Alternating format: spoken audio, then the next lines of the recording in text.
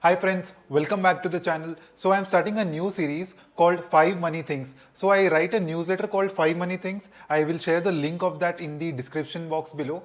So I have already sent 8 newsletters, 8 editions of this newsletter, right? So in this newsletter, I talk, things related to money. So it could be about a book, it could be an article, it could be some personal finance advice, anything that is remotely related to money is I'm going to share in this newsletter. And I thought it makes sense to put it on video also, and that's what I'm going to do. Every week I will release a video about one of the newsletters that I have shared, and I will give you the link to the newsletter as well.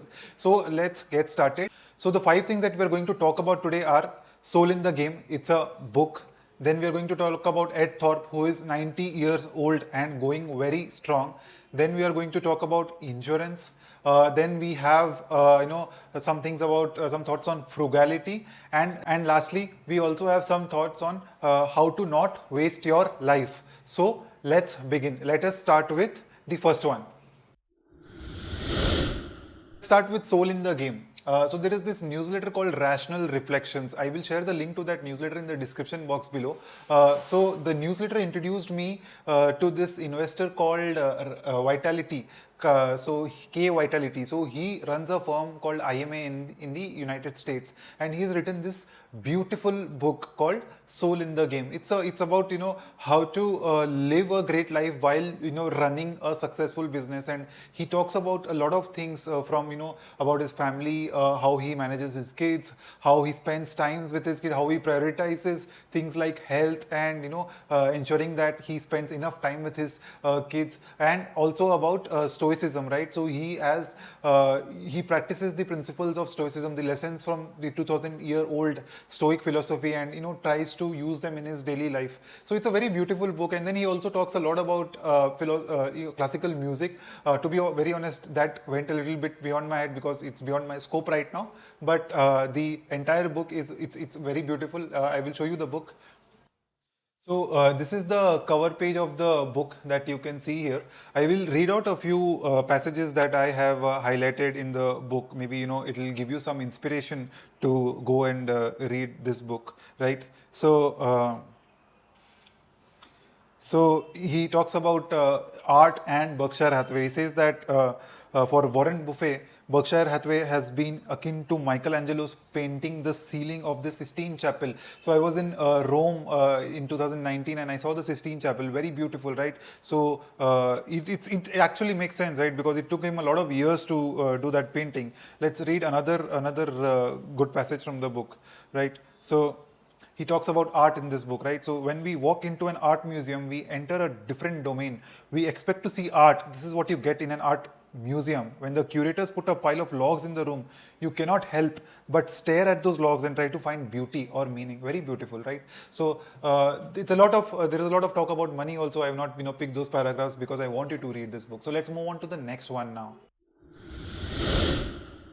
So the next one, it's about a wasted life, right? That you should not just run behind money all your life, right? Money is meant to be enjoyed. Agar aap money ko spend, if you don't spend money, right? If you don't spend money at all on enjoying your life, on experiences, then what is the point about it? Point of having any wealth at all. So Deepak Shenoy is a wealth manager who runs a firm called Capital Mind. So he's written a beautiful post. Again, I'm going to share all the links in the description box below, right? So he talks, one excerpt from that post is what I'm going to share with you today. So he says, you want a having fun corpus, right? So because we say so, because this is what money is for. If you can't get drunk in Italy and run through tomato infested streets in Spain and not worry about money, then you're wasting your life, and we can't allow that. I absolutely agree with it. After a point, right, you should stop worrying about money, right? So what I've done a lot of videos in the past where I've spoken about how much money you need, how much is enough. So once I'm sharing a link of one of those videos here. So once you have crossed that threshold, right, after that you should little bit ease upon life and start spending money and start enjoying life also. Okay, so the next one is about Ed Thorpe. Ed Thorpe is a 90-year-old investor who primarily manages his own money now. But the great thing about him is that he looks like a 65-year-old even today, because along with managing truckloads of money in his entire career and making enormous amounts of wealth, he has equally focused on his own health, right? So he has been he had a hedge fund who was profitable for consistently profitable for 29 years. There was no loss year in any 1 year. So you can imagine, right, what kind of an amazing investor he was. But the stuff that blows my mind is actually his fitness. So you should definitely listen to this two-part episode that Tim Ferriss has done with Ed on the Tim Ferriss show. Now let's move on to the next one, right? So it's about frugality. So we spoke about spending money, right? But frugality is important. Unless you create wealth, spending money does not come into the picture. You can't spend money without having wealth, right? That is a fool's game. If you keep doing that, you will be very miserable.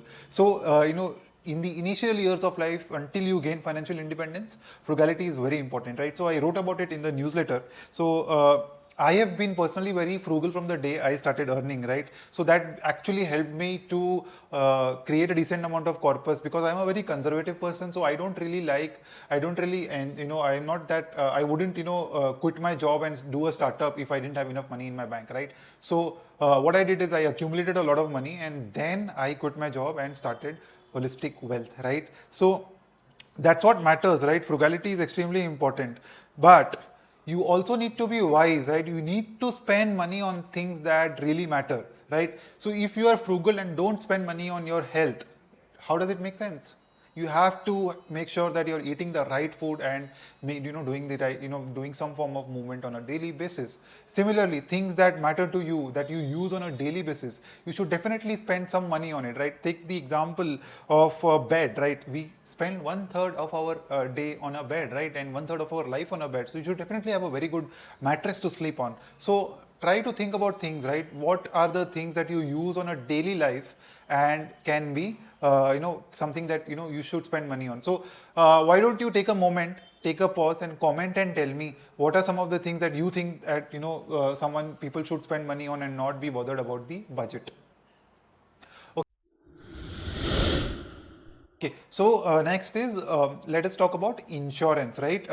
So insurance is extremely important, and I have done a lot of videos about insurance on the channel. I will link a few videos here, but I'll give you a personal example, like a recent event that happened with me. So my maternal grandfather is almost 80 years old.